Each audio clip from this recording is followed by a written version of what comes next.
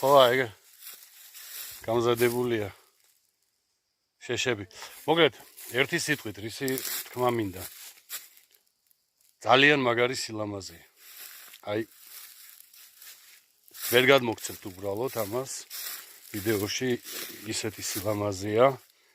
ეს არის